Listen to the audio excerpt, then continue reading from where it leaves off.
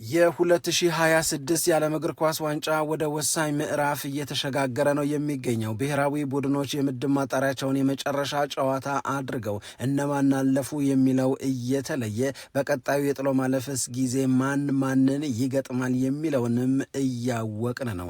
ሌሊት በተደረገ ጨዋታ ብራዚል ስኮትላንድን 3-0 በሆነ ውጤት አሸንፋለች። ቪኒሺየስ ጁኒየር 2 ጎሎችን አስቆጥሯል። ማቲያስ ኩኛ ደግሞ ሌላኛውን የብራዚል ጎል ያስቆጠረ ተጫዋች ነው። ኔይማር 76ኛው ደቂቃ ላይ ተቀይሮ ሲገባ ከህዝብ የነበረው ድጋፍ ከህዝብ የነበረው አቀባበል የብዙ ሚዲያዎችን ትኩረት እየሳበ ነው።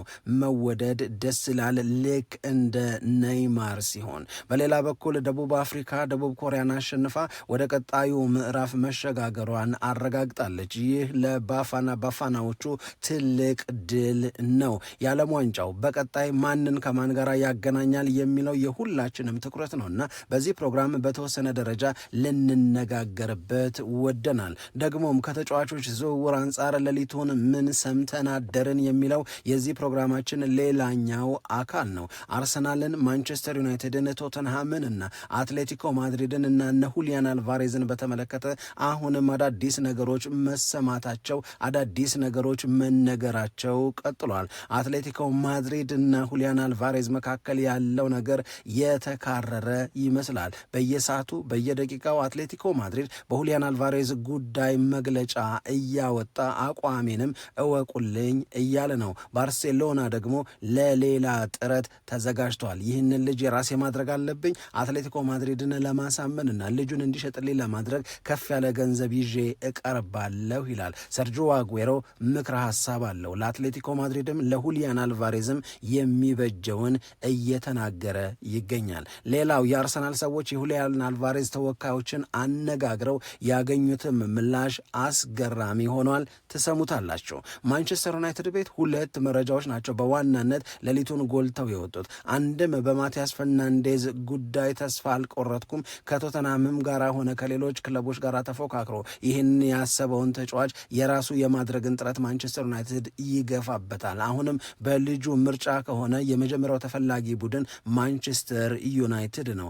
ሌላው ብሩኖ ፈርናንዴዝ ከማንቸስተር ዩናይትድ ጋር ይቆያል ወይስ ማንቸስተር ዩናይትድ በዚህ ተጫዋች ላይ የሚያደርገው ጥረት ሳይሳካ ይቀራል የሚል የብዙዎች የማንቸስተር ዩናይትድ ደጋፊዎችን ስጋት ላይ የጣለ ጉዳይ እፎይታ የሚሰጥ ምላሽ ተገኝቶበታል።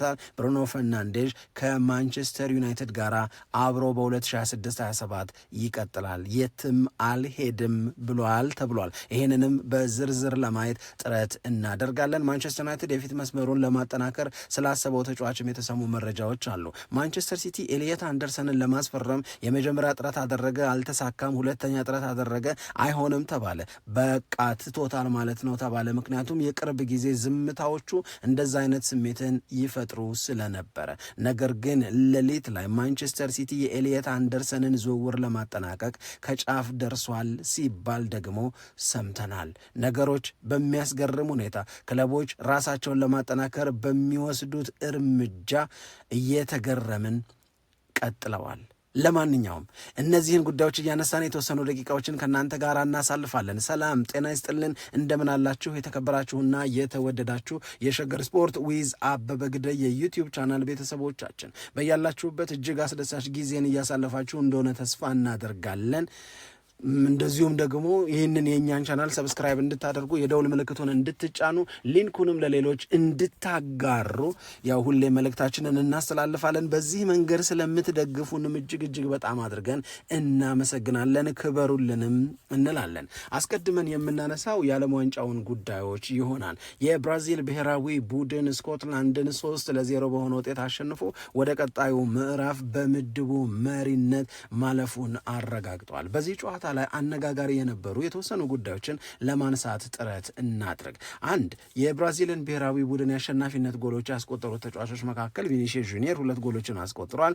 ዘንድሮ በዓለም ዋንጫው ላይ ለየብሔራዊ ቡድኖቻቸው አገልግሎትን ከሚሰጡ ተጫዋቾች በተለይ እነዚህ ትልልቅ የምንላቸው ተጫዋቾች ሊዮኔል ሜሲ፣ ኪሊያን ምባፔ፣ ኤርሊንግ ብራውት ሃላንድ፣ ቪኒሺየስ ጁኒየር እነዚህ ሁሉ በኮከብ ግባግቢነቱ ላይ እየተሳካላቸው በዓለም ዋንጫው ላይ እየሆነላቸው ነው የሚገኘው። አሁንም ቪኒሺየስ ጁኒየር በትላንትናው ጨዋታ 2 ጎሎችን ማስቆጠር በመቻሉ ከኪሊያን ምባፔና ከኤርሊንግ ብራውት ሃላንድ እኩል እስካሁን ድረስ ባደረጋቸው 3 የዓለም ዋንጫ ጨዋታዎች 4 ጎል አስቆጥሮ በኮከብ ግብ አግቢነት ፉክክር ውስጥ ላይ ከሚጠሩ ተጫዋቾች መካከል አንዱ ሆኗል። ሊዮኔል ሜሲ 5 ጎል አለው፣ አንደኛ ነው። ቪኒሲየስ ጁኒየር፣ ኪሊያን ምባፔ እና ኤርሊንግ ብራውት ሃላንድ 4 ጎሎችን አስቆጥረዋል።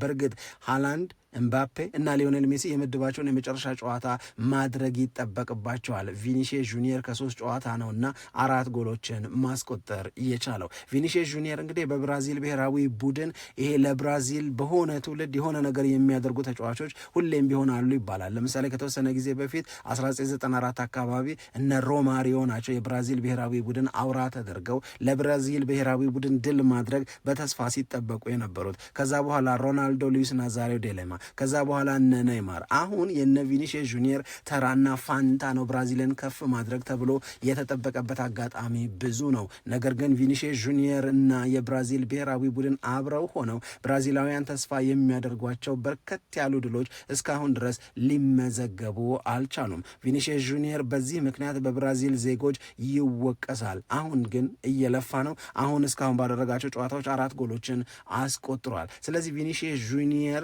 በዘንድሮ የውድድር ዓመት ብራዚል ወደ ራውንድ ኦፍ 32 እንድትገባ ትልቁን ሚና ከተጫወቱት የብሔራዊ ቡድኑ ተጫዋቾች መካከል አንደኛው ነው። ታዲያ ብራዚል አሁን በቀጣዩ ሰኞ ነው የራውንድ ኦፍ 32 የጥሎ ማለፍ ጨዋታዋን የምታደርገው ተብሎ ይጠበቃል። ስለዚህ በዚህ በሰኞ ጨዋታ እነ ሆላንድ በሚገኙበት ምድብ ላይ የመጨረሻ ውጤት ከታወቀ በኋላ ማንን ትገጥማለች የሚለው ሙሉ በሙሉ የሚለይ ይሆናል። እንግዲህ የብራዚል ብሔራዊ ቡድን በአብዛኛው ከጃፓን ጋር የመገናኘት እድሉ በጣም ሰፊ ነው። ነገር ግን በዚህ ምድብ ላይ የሚፈጠረው አጠቃላይ የመጨረሻው ጨዋታ ከተደረገ በኋላ ውጤት እና ደረጃ ሰንጠረዡ ሲታወቅ ኔዘርላንድስን ልትገጥም የምትችልበት ወይም ደግሞ ስዊድንን ልታገኝ የምትችልበት እድል አለ።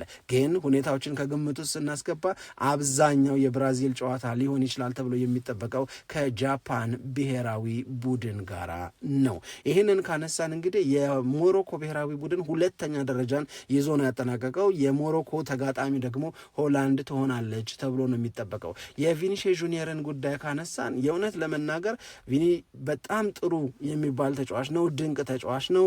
በጣም በብዙ አጋጣሚዎችና በብዙ ምክንያቶች የሚዲያን ትኩረት ስቧል።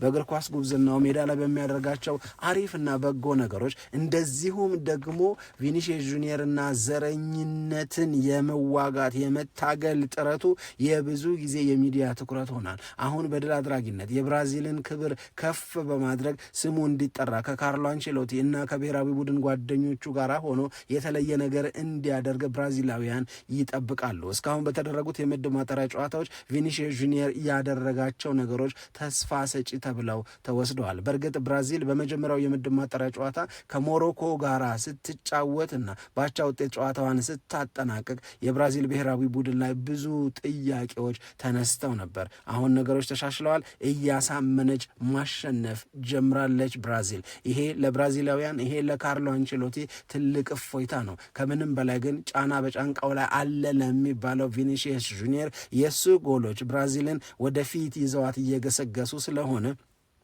ብዙ የማድረግ ብዙ የመፈጸም ፍላጎቱን ይጨምራል ተብሎ ነው የሚጠበቀው። ግን በጨዋታው ላይ ቪኒሲየስ ጁኒየር ጎል አገባ፣ ማቲያስ ኮኛ ጎል አገባ፣ ብራዚል አሸነፈች ከሚለው ባልተናነሰ ምናልባትም በበለጠ ደረጃ የተነሳው የኔይማር ጉዳይ ነው። ኔይማር ለብራዚል ብሔራዊ ቡድን ሲጠራ ጀምሮ የሚዲያውን ትኩረት ስቧል። ኔይማር ብራዚልን ይወክላል በ2026 የዓለም ዋንጫ ተባለ። እሱም በጣም ስሜታዊ ሆኖ ነበረ። ልክ አሰልጣኝ ካርሎ አንቼሎቲ የብሔራዊ ቡድናቸውን ተጫዋቾች ዝርዝር ሲያሳውቁ እዛ ዝርዝር ውስጥ ኔይማር አለበት ሲባል ይጀምራል።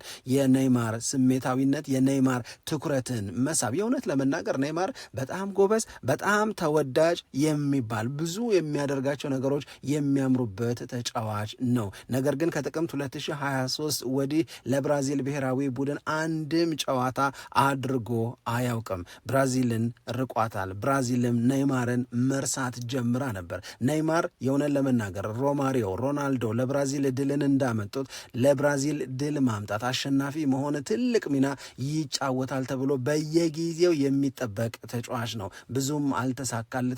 ጉዳት ደግሞ የኔይማር አለመሳካት ጀርባ ያለ አንደኛው ምክንያት ነው። ኔይማር ይችላል፣ ሁሉም በዚህ ሀሳብ ይስማማል። አሁን ከጥቅምት 2023 በኋላ ለመጀመሪያ ጊዜ ኔይማር የብራዚልን ብሔራዊ ቡድን ማሊያ ለብሶ ወደ ሜዳ ሊገባ ሲያሟሙቅ ስቴዲየሙ በጩኸት በደስታ ተናጋ፣ ለኔይማር በሚሰጥ ድጋፍ። ይሄ የሆነ ወደ 70ኛው ደቂቃ አካባቢ ነው። ከዛ በኋላ የስኮትላንድ ብሔራዊ ቡድን ተጫዋቾች ብራዚል ላይ ጎል ለማስቆጠር ጫና እየፈጠሩ ጥረት እያደረጉ ስለነበረ የኔይማር ተቀይሮ የመግባት ጥረት ተስተጓጎለ፣ ለተወሰኑ ደቂቃዎች ተራዘመ። ያንን ተከትሎ በስቴዲየም ውስጥ የነበሩ የብራዚል ደጋፊዎች፣ የሌላ ብሔራዊ ቡድን ደጋፊዎችም የስኮትላንድም ጭምር ኔይማር ተቀይሮ እንዲገባ በመፈለግ መጮህ መቃወም ጀመሩ። 6 ደቂቃ ራቀባቸው። ልክ 76ኛው ደቂቃ ላይ የቅያሪ ሂደት ተሳክቶ ኔይማር በማቲያስ ኩኛ ተቀይሮ ወደ ሜዳ ሲገባ ጩኸት በጩኸት ሆነ፣ ደስታ በደስታ ሆነ። የሚገርም ፍቅር፣ የሚገርም ድጋፍ ለኔይማር ጁኒየር አሳዩት። ይሄ የኔይማር የህዝብ ፍቅር የእውነት ለመናገር በጣም የሚገርም ነው። ከዛ ኳስ በነካ ቁጥር ጥረቶችን ባደረገ ቁጥርም ድጋፉ ተጠናክሮ ቀጥሏል። እሱም ብራዚላውያንም የብራዚሉን ጀግና ኔይማርን ወደ ሜዳ መግባት አሁን ኢንጆይ እያደረጉት ያሉ ይመስላሉ። ኔይማር በዚህ በ2026 ለብራዚል ብሔራዊ ቡድን የመጨረሻ የሚባለውን ጥረት የሚያደርግ ይሆናል ከነ ቪኒሲየስ ጁኒየር ከነ ማቲያስ ኩኛ ጋራ በመተጋገዝ ብራዚል እንደገና ማማር እንደገና መሻል ጀምሯል። ካርሎ አንቸሎቲ ከተጫዋቾች ትልቅ ጥቅም ማግኘት የሚችሉ አሰልጣኝ ተብለው ሁሌም ቢሆን ይነሳሉ። ስለዚህ ብራዚል እና የብራዚል ደጋፊዎች ተስፋ ማድረግ ይችላሉ ተብሎ ነው የሚጠበቀው። ሌላው አፍሪካዊቷ ሀገር ደቡብ አፍሪካ አሁን በኢትዮጵያ ሊነጋ አካባቢ የደቡብ ኮሪያን ብሔራዊ ቡድን 1-0 በሆነ ውጤት በማሸነፍ ቀጣዩን የጥሎ ማለፍ ምዕራፍ ከተቀላቀሉ ብሔራዊ ቡድኖች መካከል ሆናለች። ሞሮኮ ሃይቲን 4-2 አሸንፋ ገብታለች። ደቡብ አፍሪካም እንደዚሁ ጥሎ ማለፍ ውስጥ አለሁበት ብላለች። ባፋናዎች ችለዋል ማለት ነው። ወደ ተጫዋቾች ዝውውር ስንሄድ ሌሊቱን ምን ሰምተን አደርን የሚለውን ነው የምናነሳው። አስቀድመን የማንቸስተር ዩናይትድን ጉዳይ እናንሳ። ማንቸስተር ዩናይትድ በ2-3 ጉዳዮች ነው ሌሊቱን ሚዲያዎቹ ስሙን ሲያነሱት የነበረው። የመጀመሪያው ነገር ከብሩኖ ፈርናንዴዥ ጋር ይያያዛል። ብሩኖ ፈርናንዴዥ ከማንቸስተር ዩናይትድ ጋር እንዲቆይ ማንቸስተር ዩናይትዶች ይፈልጋሉ፣ ተስፋ ያደርጋሉ። እሱ ምርጡ ተጫዋቻችን ነው፣ እሱ ምርጥ መሪያችን ነው የሚል አስተያየትን ኦማር በራዳ ሲናገሩ ነበረ፣ ማይክል ካሪክ ሲያወራ ነበረ። ስለዚህ እንደዚህ ያሉ የማንቸስተር ዩናይትድ የስራ ኃላፊዎች፣ የማንቸስተር ዩናይትድ አሰልጣኝ እንዲህ ያለ በጣም ጠንካራ ተብሎ ሊገለጽ የሚችል ፍላጎት በብሩኖ ፈርናንዴዥ ላይ ካላቸው ልጁን ማሳመን አሳምኖ ማቆየት ይገባል። አምና በተመሳሳይ ጊዜ የማንቸስተር ዩናይትድ ፍላጎት ብሩኖ ፈርናንዴዥ ላይ እንዲህ እንዳሁኑ ባለ መንገድ የሚገለጽ አይደለም። ማንቸስተር ዩናይትድ ነገሩን በሙሉ ለራሱ ለብሩኖ ፈርናንዴዥ ትቶለት ነበር። መሄድ የፈለገ እንደሆነ መንገዱ ላይ እንደማይቆም፣ መሄድ የፈለገ እንደሆነ መንገዱን ጨርቅ እንዲያደርግለት ሲመኝ እኮ ነበር፣ ሲናገር ነበር ማንቸስተር ዩናይትድ። ስለዚህ ማንቸስተር ዩናይትድ ያንን ፈቃድ ለብሩኖ ፈርናንዴዥ በሰጠው ጊዜ ብሩኖ ፈርናንዴዥ ደግሞ መልሶ ማንቸስተር ዩናይትድ የሚፈልገው ይሁን አለ።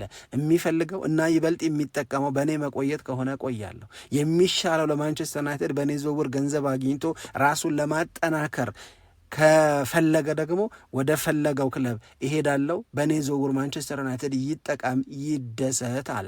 ይህንን ፈቃድ ከሰጠ በኋላ ከባለቤቱም ጋር እንደዚሁም ደግሞ ከማንቸስተር ዩናይትድ ሰዎች ጋር አውርቶ መቆየቱ ይሻለኛል ብሎ ነው ከማንቸስተር ዩናይትድ ጋር የቆየው። ይሄ ተጫዋች የእንግሊዝ ፕሪሚየር ሊግ የውድድር ዓመቱ ኮከብ ነው። በፕሮፌሽናል ፉትቦለርስ አሶሲዬሽን ይህንኑ ክብር በድጋሚ ያገኛል ተብሎ ይጠበቃል። ይሄ ተጫዋች አሲስት በማድረግ በእንግሊዝ ፕሪሚየር ሊግ ከዚህ በፊት ማንም ማድረግ ያልቻለውን ያደረገ ነው። ስለዚህ ብሩኖ ፈርናንዴዥ ይበልጥ እንዲቆይ ልምዱን እንዲያጋራ አሁንም በመሪነቱ ማንቸስተር ዩናይትድ እንዲጠቀም ለማድረግ አሁን መቆየት እንጂ መሄድ የለበትም። አሁን ሐሳብህ ምንድነው ተብሎ መጠየቅ የለበትም፣ እንዲቆይ ማግባባት እንጂ። ስለዚህ ይሄ የማንቸስተር ዩናይትድ ፍላጎት እውን ሊሆን ነው። ምክንያቱም ብሩኖ ፈርናንዴዥ በ2026/27 ከማንቸስተር ዩናይትድ ጋር እቆያለሁ ብሎ ወስኗል። ካዚሜሮንም ብሩኖ ፈርናንዴዥንም አንድ ላይ ማጣት ማንቸስተር ዩናይትድን ወደኋላ ይጎትተዋል። የካዚሜሮ ሆኗል ተሰኝቷል። ካዚሜሮ የኢንተር ሚያሚ ተጫዋች ይሆናል። ብሩኖ ፈርናንዴዥ ግን ማንቸስተር ዩናይትድን እየመራ አሁንም ለፊት መስመር ተጫዋቾቹ አሲስት እያደረገ ራሱም ጎል እያስቆጠረ ማንቸስተር ዩናይትድ እንዲፎካከር ከፍ ብሎ እንዲወጣ ያግዛል እንጂ የትም አይሄድም ተብሏል። ሁለተኛው ጉዳይ አሁንም ከፈርናንዴዥ ጋር ይያዛል፣ ግን ስለ ሌላኛው ፈርናንዴዥ ነው፣ ስለ ማቲያስ ፈርናንዴዥ። ማቲያስ ፈርናንዴዥ ማንቸስተር ዩናይትድን መቀላቀል እፈልጋለሁ ብሎ ሲል በተደጋጋሚ የሚናገረው በተደጋጋሚ የሚያነሳው የማንቸስተር ዩናይትዱ የአገሬ ልጅ ብሩኖ ፈርናንዴዥ ጋር በክለብ ደረጃ አብሬ መጫወት እፈልጋለሁ ነው። እሱና እኔ አብረን እንድንጫወት እፈልጋለሁ። ስለዚህ ፍላጎቴ፣ ምርጫዬ ከዌስትሃም ዩናይትድ ወጥቼ የማንቸስተር ዩናይትድ ተጫዋች መሆን ነው። ይሄ እስካሁን ድረስ ያልተቀየረ የማቲያስ ፈርናንዴዥ ፍላጎት ነው።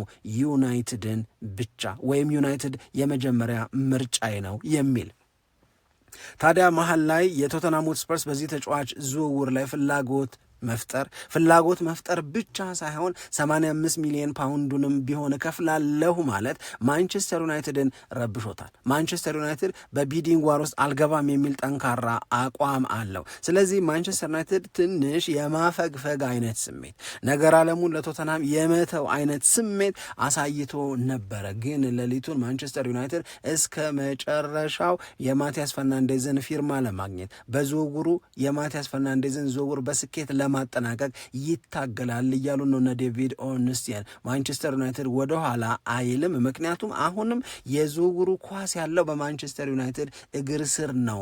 ማቲያስ ፈርናንዴዝ መቀላቀል የሚፈልገው አሁንም ማንቸስተር ዩናይትድን ነው።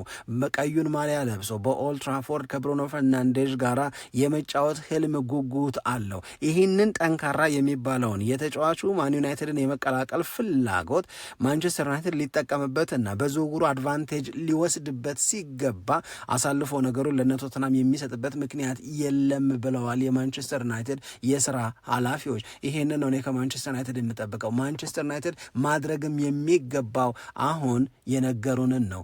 አሳልፎ መስጠት ሳይሆን ታግሎ ተጫዋቾችን የራስ ማድረግ። ለምሳሌ ባለፈው የክረምት የተጫዋቾች የዝውውር መስኮት ቤንጃሚን ሼሽኮን ለማስፈረም ጥረት ሲደረግ ኒውካስል ዩናይትድ፣ ማንቸስተር ዩናይትድ ጥረት ያደርጉ ነበር። ኒውካስል ዩናይትድ ያቀረበው የዝውውር ገንዘብ ማንቸስተር ዩናይትድ ልስጥ ካለው ጋር ሲነጻጸር የኒውካስል እኮ ይበልጥ ነበረ። ነገር ግን ኒውካስል ልስጥ ካለው ያነሰ ሰጥቶ ቤንጃሚን ሼሽኮን የራሱ ማድረግ የቻለ ማንቸስተር ዩናይትድ ቶተንሃም የቱንም ያህል ከፍ ያለ ገንዘብ ቢያቀርብ ያንን መንገድ ተከትሎ በሌላ መንገድ ለማሳመን ጥሮና አሳክቶ ማቲያስ ፈርናንዴዝን የራሱ ማድረግ የማይችልበት ምክንያት ለእኔ አይታየኝም። መንገድ መፈለግ እንጂ አማራጭ ማየት እንጂ እንዴት አድርጌ ላሳካው የሚለው ጉዳይ ላይ መስራት እንጂ መሸሽ በማንቸስተር ዩናይትድ አያምርም። ደግሞ ማንቸስተር ዩናይትድ ከማቴታ ጋር ተያይዞም ስሙ ተነስቷል። እንግዲህ ማንቸስተር ዩናይትድ ፊት መስመሩ ላይ ከቤንጃሚን ሼሽኮ በተጨማሪ አማራጭ ተጫዋቾች እንዲኖሩት ይፈልጋል ሲባል ነበር። የክሪስታል ፓላሱን ማቴታን የራሱ ለማድረግ ዩናይትድ ፍላጎት አለው፣ ስራም ጀምሯል ሲባልም ሰምተናል። ወደ ሌላኛው እጅግ አነጋጋሪ ወደ ሆነው ጉዳይ ደግሞ እንሄድ።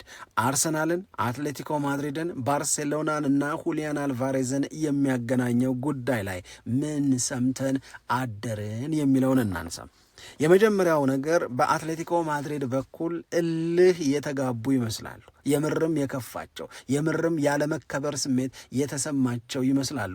ስለሆነም አትሌቲኮ ማድሪድ በ2026-27 ሁሊያን አልቫሬዝን ሙሉ የውድድር ዓመቱን ተቀያሪ ወንበር ላይ ያስቀምጠው ይሆናል እንጂ በመገደድ በእጅ ጥምዘዛና በጫና ተጫዋቹ ወደ ባርሴሎና እንዲሄድ አያደርግም የሚል ነገር በባለስልጣናቱ ተነገረ ተብሎ ተጻፈ አየንና አትሌቲኮ ማድሪድ እልህ መጋባቱ የበለጠ ገባን።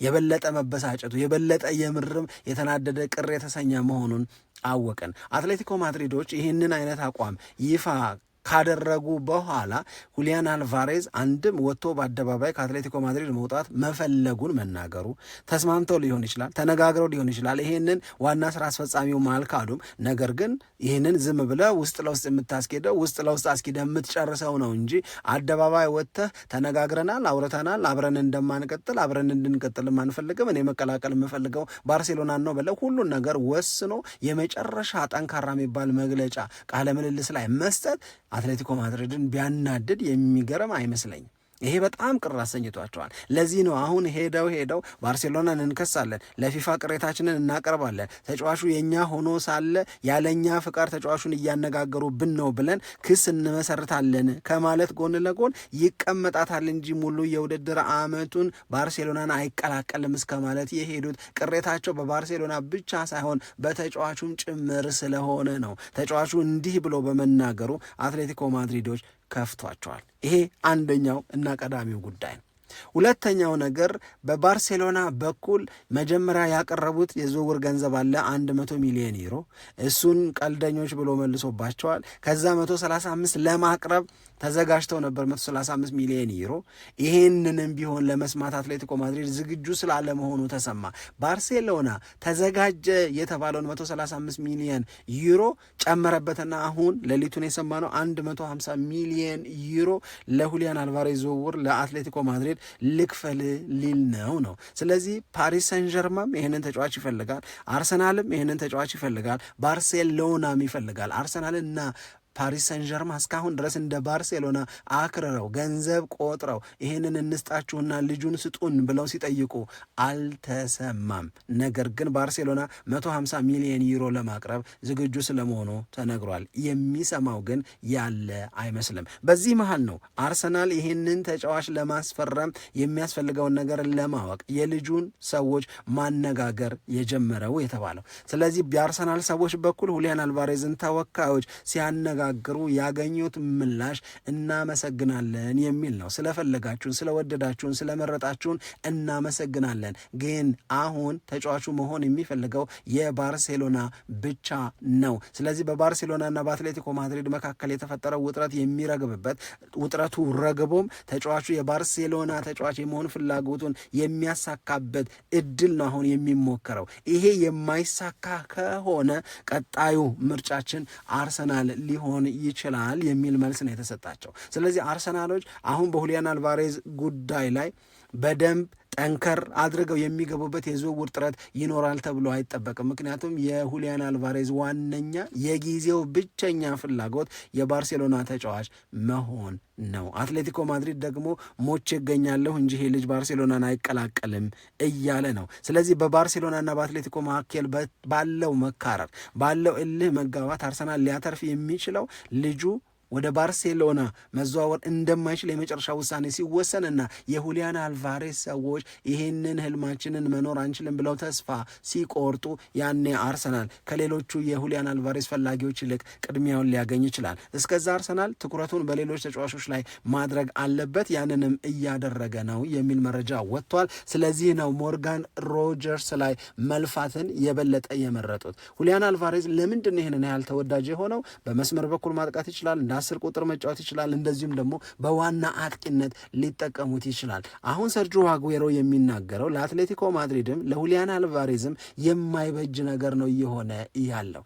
አትሌቲኮ ማድሪድ ቦታ ሆኜ የመጨረሻውን ውሳኔ የምወስነው ሰው እኔ ብሆን ኖሮ ሁሊያን አልቫሬዝን እሸኘው ነበረ ወደ ህልምህ ወደ ባርሴሎና ሂድ ብዬ የራሴን የገንዘብ ጥቅም ነው ስለማስጠበቅ የምሞክረው ምለፋው እዛ ላይ ነው። ምክንያቱም አንድ ተጫዋች መለያየት እፈልጋለሁ ካለ፣ በሆነ ምክንያት አልተመቸኝም ካለ፣ ያልተመቸው የቡድን ጓደኛ፣ ያልተመቸው አሰልጣኝ፣ ያልተመቸው የቡድኑ የጨዋታ ስታይል ሊሆን ይችላል። ብቻ ምንም ነገር ጠቅሶ አልተመቸኝም፣ መሄድ እፈልጋለሁ፣ ህልሜን ሌላ ቦታ ነው ያለው ካለ ይሄንን ልጅ በማቆየት የሚገኝ ምንም አይነት ትርፍ ስለሌለ መንገዱን ጨርቅ ያርገው ብሎ መሸኘት ነው የሚሻለው ነው የሚለው ሰርጂዮ አጉዌሮ ኩን ነው ይሄንን የሚመክረው።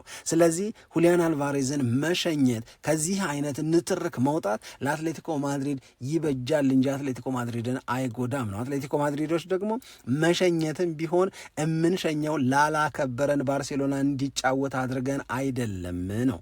አሁን ባርሴሎና ለአትሌቲኮ ማድሪድ የሚያቀርበው 150 ሚሊዮን ዩሮም አትሌቲኮ ማድሪድን አላጓጓውም። 500 ሚሊዮን ዩሮ ከከፈላችሁ እኔን ማናገር ሳይጠበቅባችሁ ሁሉን አፍረሳችሁ መውሰድ ትችላላችሁ ተብሏል። ይሄ የሁሊያን አልቫሬዝ ጉዳይ ገና ይበልጥ ብዙ ያሰማናል፣ ገና ብዙ ያነጋግረናል። ኤሊየት አንደርሰንና ማንቸስተር ሲቲ ጉዳያቸውን ሊጨርሱ ነው። ሌላኛው ሌሊት የሰማነው መረጃ ነው። ማንቸስተር ሲቲ እንግዲህ የመሃል ክፍሉ ለማጠናከር በጣም ከፍተኛ ፍላጎት አለው። እንደውም ብዙ የፕሪሚየር ሊጉን ክለቦች ሲያስበረግግ የነበረው ማንቸስተር ሲቲ ሁለቱንም ተጫዋቾች ሳንድሮ ቶናሊንም እንደዚሁም ኤሊየት አንደርሰንንም በተመሳሳይ የዚህ የክረምት የዝውውር መስኮት ላይ አስፈርማለሁ ብሎ ተነስቷል ነው።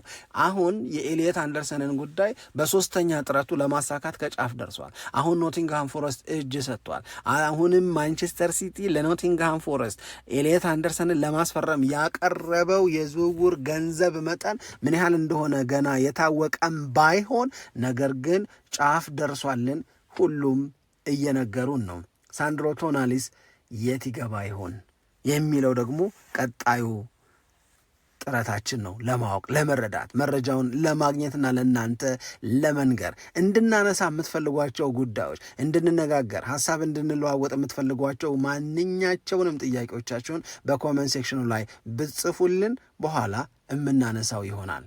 በመደበኛው ፕሮግራማችን ለመገናኘት ያብቃን። አብራችሁን ስለነበራችሁ በጣም አድርገን እናመሰግናለን። ይህን ቻናል ሰብስክራይብ በማድረግ አትርሱ እንላለን።